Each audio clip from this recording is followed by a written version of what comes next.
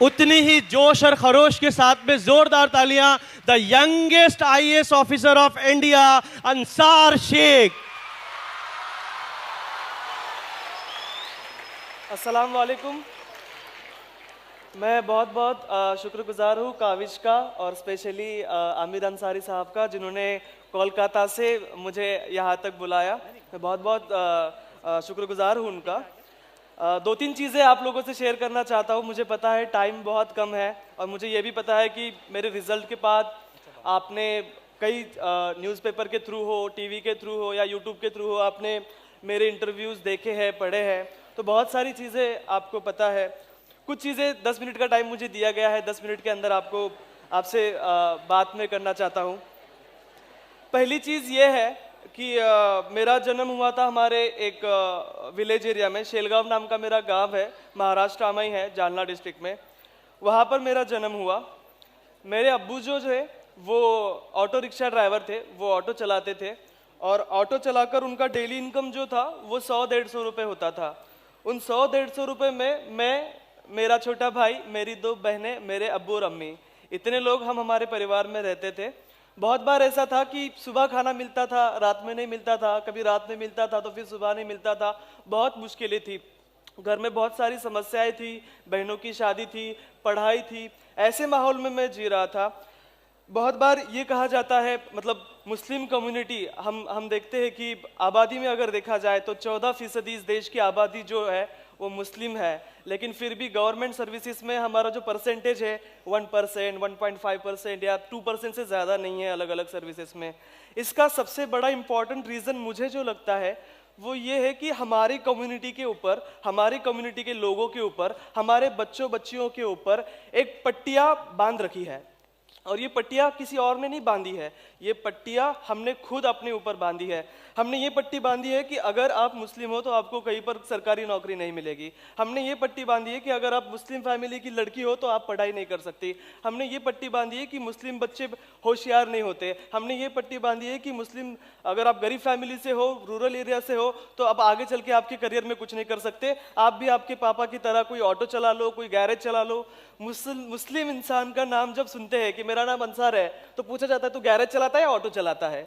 ये हमारी पहचान है। अगर कोई मारवाड़ी हमारे सामने आता है, उसका नाम पूछते हैं, उसका नाम पता चलता है, तो हम उसको पूछते हैं कि भाई आपका बिजनेस कैसे चल रहा है। लेकिन हमसे ये पूछा जाता है कि तू ऑटो चलाता है या गैरेज चलाता है। ये इमेज हमारे यहाँ होकर रखी है और इसके लिए सबसे बड़े जिम्मेदार हम खुद है, क्योंकि ये पट्टियाँ हमने अपने ऊपर बांधी है।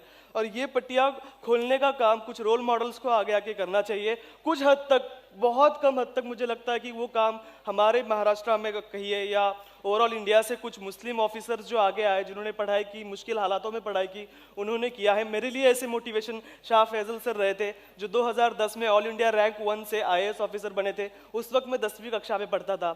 मैं काविश फाउंडेशन को शुक्रगुजार हूँ उनका, बिकॉज जब मैं 10वीं में पढ़ता था तब मुझे गाइड करने के लिए कोई नहीं था। मेरी 10वीं की एग्जाम हुई और मैं सोच रहा था कि अब मुझे करियर में क्या करना चाहिए। तो मुझे गाइड करने के लिए एक इंसान बैठा हुआ था। उन्होंने कहा कि अंसार देखो, 10वीं में पढ़े हो तुम, तुम्हारे नंबर अच्छे हैं, स्कूल के टॉपर हो, तो तुम इंजीनियर बन जाओ, साइंस कर लो। मुझे मैथमेटिक्स तो समझ में आती नहीं थी, तो मैंने कहा कि नहीं, मैं नहीं कर पाऊंगा, मुझे आईएएस ऑफिसर बनना है। बोलता कि अरे मुस्लिम तो आईएएस ऑफिसर बनते नहीं है। मैंने कहा शाह फैजल बने ना। अरे वो तो कश्मीर से थे, महाराष्ट्र से कोई नहीं बनता। तो वो मुझे समझा रहे थे और मुझे जो समझाने वाला इंसान था वो 10th में फेल हो चुका था। तो वो मुझे बता रहा था कि तुझे 10th के बाद क्या करना है। लेकिन मैं काफ़ी खुश हूँ कि आपको इतने कम उम्र में इतना अच्छा गाइडेंस यहाँ पर मिल रहा है। पट्टियों की बात जो मैं आपके साथ कर रहा था, मेरी फैमिली में हम एक बीपीएल फैमिली को बिलोंग करते हैं, बिलो पॉवर्टी लाइन की फैमिली। बहुत गरीबी थी हमारे घर में, बहुत हमने मुश्किलें देखी है। खाने को बहुत बार नहीं मिला, घर में झगड़ा होता था, अम्मी अब्बू की फाइट्स होती रहती थी। दोनों बहनों की शादी बहुत जल्दी करा दी गई थी। हमारे यहाँ पर ऐसा होता है कि बच्चा जो होता है उसको एक एसेट की तौर पे देखा जाता है कि बच्चा जब बड़ा होगा, आगे चल के थोड़ा सा कुछ छोटा मोटा काम करेगा गैरेज में किसी, तो घर पे पैसे आएंगे। तो इस हालात में मैं पढ़ रहा था। मेरे घर में एक लौता मैं था जो आगे पढ़ पाया। मेरी 2 बहनें, उनकी जल्दी शादी हो गई, वो नहीं पढ़ पाई। मेरा छोटा भाई वो नहीं पढ़ पाया क्योंकि घर में कमाने वाला कोई चाहिए था। और मैं स्कूल में चूंकि होशियार था तो घर वालों ने डिसाइड किया कि इस एक ही बच्चे को हम पढ़ाएंगे और उन्होंने मेरी पढ़ाई कंटिन्यू रखी। मेरा छोटा भाई जो मुझसे 2 साल छोटा है, लेकिन मैं उसको मुझसे बड़ा मानता हूँ, क्योंकि उसने 3 साल, जब मैं पूना में पढ़ाई कर रहा था, पूना में बहुत दिक्कतें आई मुझे, मैं बहुत बार भूखा रहा पूना में, लेकिन फिर भी मेरा भाई और मेरे अब्बू रिक्शा चलाकर और मेरा भाई मामा के यहाँ पर काम करके मुझे पैसे भेजते थे मेरी पढ़ाई के लिए। जब मैं आखिरी दौर में था अपने एग्जाम के, जब मैं अपने एग्जाम के आखिरी दौर में था, मुझे कुछ पैसों की ज़रूरत थी। मैं दो चीज़ें यहाँ पर सिर्फ बोलना चाहता हूँ। मुझे पैसों की ज़रूरत थी कुछ, तो मेरे अब्बू ने हमें एक सरकारी स्कीम से एक घर मिला था, वो घर मेरे अब्बू ने बेच दिया 30,000 रुपये के रेट में, और वो भाड़े के घर में फिर से शिफ्ट हो गए क्योंकि मेरी पढ़ाई इंपॉर्टेंट थी। जब मुझे 5,000 रुपये की ज़रूरत थी, मेरे अम्मी लोगों के खेतों में जाकर काम किया करती थी, तो जब मेरे अम्मी को 5,000 रुपये मुझे बहुत अर्जेंटली चाहिए थे और मेरे पास थे नहीं, भाई के पास भी नहीं थे, अब्बू के पास भी नहीं थे। मेरी अम्मी जिन लोगों के खेत में काम करती थी वो मुस्लिम थे, उनके यहाँ पर मेरे अम्मी ने जाकर कहा कि मेरे बेटे को 5,000 रुपये की ज़रूरत है, आप मुझे 5,000 रुपये दे दो, मैं 15-20 दिन आपके खेत में काम कर रही हूँ, एडवांस में दे दो, हम चुका देंगे। उन्होंने 5,000 रुपये नहीं दिए। मेरे अम्मी ने हमारे पड़ोसी से जो मुस्लिम नहीं थे उनसे जाकर कहा कि मुझे बेटे को पढ़ाई के लिए 5,000 रुपये चाहिए, आप प्लीज़ उनको 5,000 रुपये मुझे दे दीजिए। तो उन्होंने ब्याज के ऊपर क्यों ना हो मेरे अम्मी को 5,000 रुपये दिए थे और वो 5,000 रुपये मेरे अम्मी ने मुझे भेजे थे। बात में ये आपसे कहना चाहता हूँ कि ये जो पट्टियाँ हमने खुद से अपने ऊपर बांध रखी है, ये पट्टियाँ हमें खोलने की ज़रूरत है। और एक बात ये हमें ध्यान में रखने की ज़रूरत है कि कोई फ़र्क नहीं पड़ता आप सिटी से हो या विलेज से हो, कोई फ़र्क नहीं पड़ता कि आप लड़का हो या लड़की हो, कोई फ़र्क नहीं पड़ता आप अमीर हो या गरीब हो, कोई फ़र्क नहीं पड़ता कि आप किस बैकग्राउंड से आते हो, किसी चीज़ का कोई फ़र्क नहीं पड़ता। एक चीज़ का जिसका फ़र्क पड़ता है वो होता है डिटर्मिनेशन, कि मैं बेस्ट हूँ और मुझे अपनी लाइफ के अंदर ये करना है तो करना है, और कोई भी मुश्किल मेरे सामने आए मैं इसको अचीव करके रहूँगा।